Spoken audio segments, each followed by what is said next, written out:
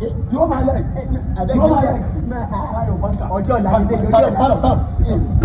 Carry on, go my back here. Carry on, go. Okay. Carry on, go my back here. Carry on, go. Carry on.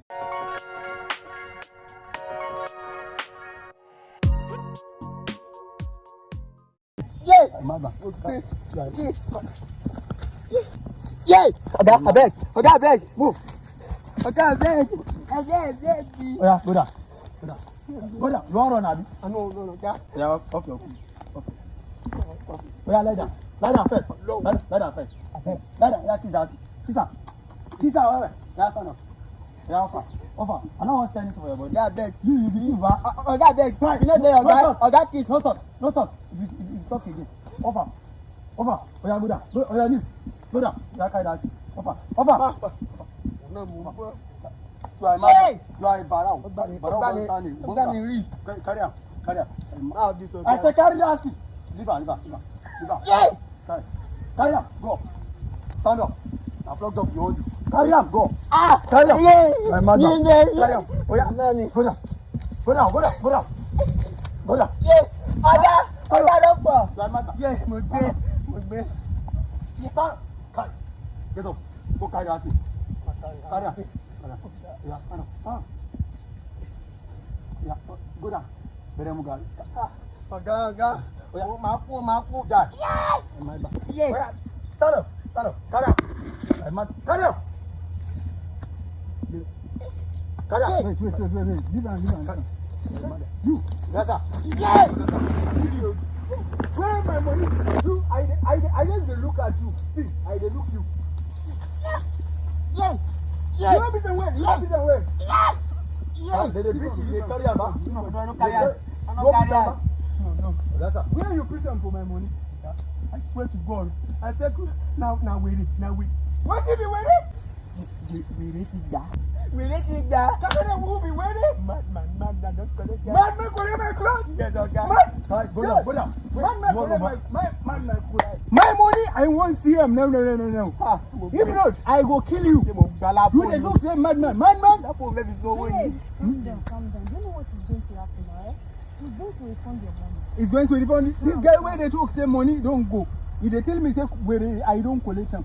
Because where I go see my money back. I don't come and say me. Sorry, in this situation, by Kuya is that. Okay, so let me go back. You must pay my money for me. Why they laugh? I know that. Why they laugh? You give me my money? Yes, I want you to just let it go. Forgive me. I should forgive him. My baby, I let it come. I look up. Anything you want, I they give up. Anything I need, I they give me too. Okay, man, I forgive you.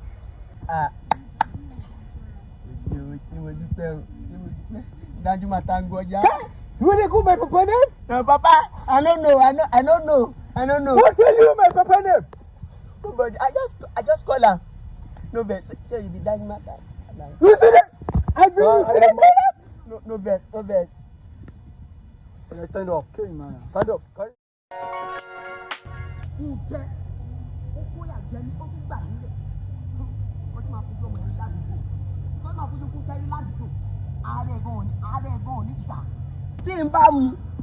Simbamu.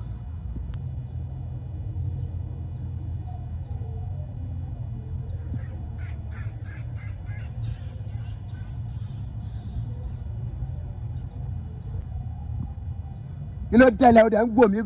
So now that the dam do kilo dam do.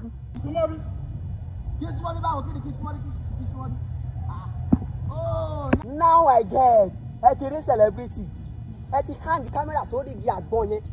At the blue mic. Everyone post me see YouTube. Ni Woli, Adeski, OAM and ACM. Everyone post me see Timbari.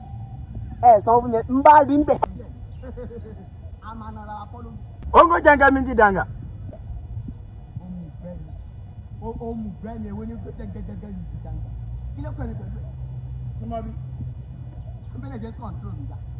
Over here control me. My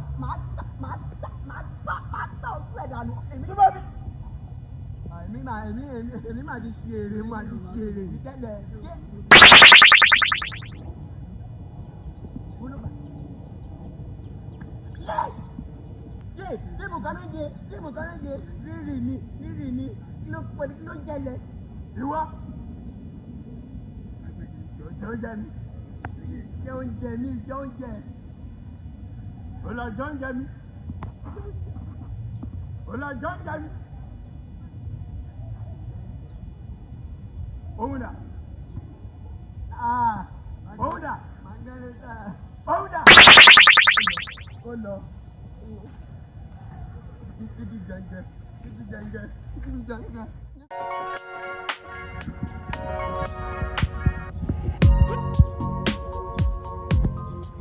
Mọ́mí rántí ẹ pẹ̀lẹ́ mà ẹ kú àtàárọ̀.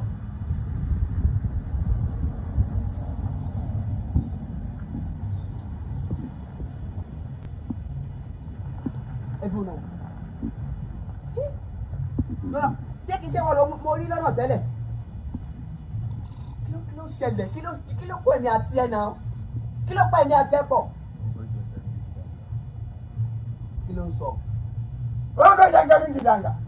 Mo fọ́ má pariwo náà kí ló kẹ́ mi gbogbo jẹjẹ mi jẹjẹ ń rẹ̀ ń gbẹ̀lẹ́ ẹ̀. Ojú oúnjẹ mi. Oúnjẹ jẹ́ ìjà wèrè. Oúnjẹ bá wò kí ló kọ́ mi pẹ̀lú oúnjẹ náà? Ó ń gbé jẹjẹ mi jìdàngà. Mo gbé kó jẹ jẹjẹ mi jìdàngà. Kí ló tiẹ̀ náà? Kí ló ń wí? Mọ́mí rántí. Wanga. Wà ló sọ. Mo gbọ́ yẹn. Kúnlẹ̀. Ohun ìgbẹ́ni. Ìwọ ni bàbá mi. Kúnlẹ̀ ǹjẹ́. Ìkúlẹ̀ ohun kí lè bá mi sọ náà? Báwo ni màá kúlẹ̀? Did I know you? Are you my father? You born you won't know you. Who be you? Kí ló ṣẹlẹ̀ ẹ̀rẹ̀ pariwo? Àbọ̀ wa gbà mí pẹ̀lú. Kí ló ṣe ń tẹ̀ ń dá sọ̀rọ̀ ewo? O ò lẹ́ni tó jókòó ni tó fẹ́ kí n ṣe. Mi ò rí anybody. Ìjọ ò lẹ́ni tó jókòó ni ẹni tó jókòó tó fẹ́ kí n kúnlẹ̀. O ò lẹ́ni tó fẹ́ tẹ̀ mọ́lẹ̀ yìí. Kí ló ṣe é sọ? Kí ló fún ìdíkẹ́ tí ń bọ̀? Fún mi báwo lè ń nà mí báyìí tó ò rí mi. Mo gbé. Ẹ̀wò fóònù ti rìn, wọ́n tẹ̀ tí ń tẹ̀lé títẹ̀ ẹ̀yin lẹ́mọ̀ kọ́ mímọ̀ kọ́ tẹ́tí lọ jẹ́ ibi tẹ́tí ń bọ̀. Ẹ wo. Òun ni. O tún kọ ẹni tó jókòó.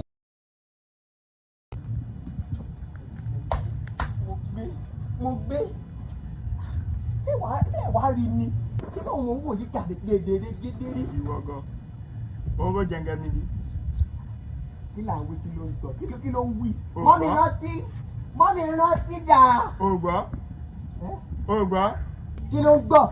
Kí ló ń wí? Ògbọ́.